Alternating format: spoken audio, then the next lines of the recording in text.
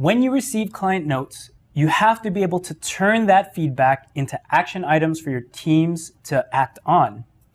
Your goal as the project manager is to deliver the notes while keeping morale high and your team very productive. If you communicate poorly, you might get some grumbling, some pushback from your team, as expected.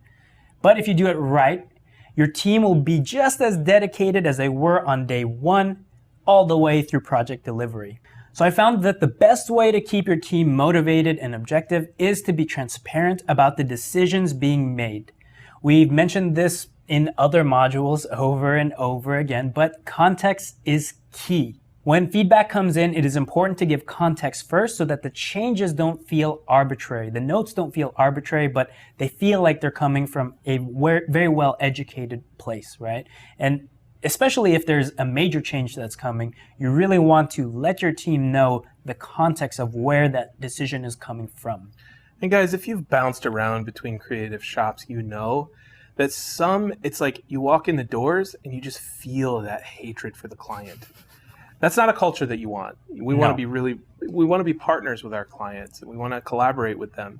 And we need to nurture that within the internal team because it's really, really easy to hate on a client. It's really easy to make them the boogeyman and just blame the client for everything that goes wrong. Yep. I'd rather just like to keep things very transparent, always give context so that they know that the clients aren't dumb. They're actually pretty smart. Right. And that we should respect their decisions because, I mean, ultimately, they're the ones that are writing the checks.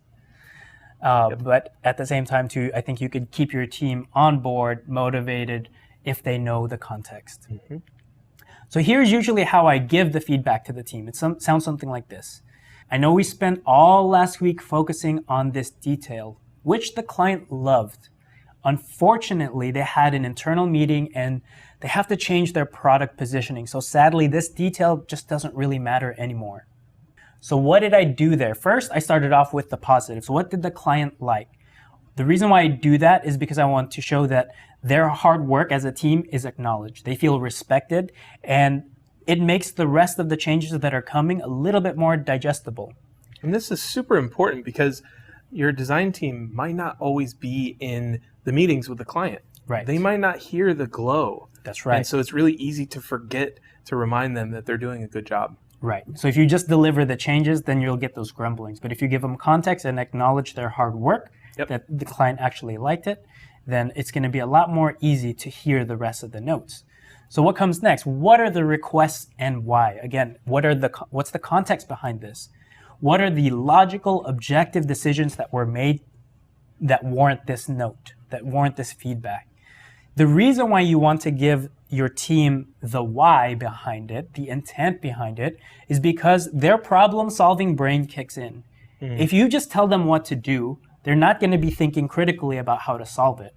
But rather, if you say, here was the challenge and here's why they want us to make this update, you might actually open up your team to give you better solutions than you and your client came up with. So you want to give the context because your team is very smart and you want them to have that space to exercise those problem-solving abilities. Right.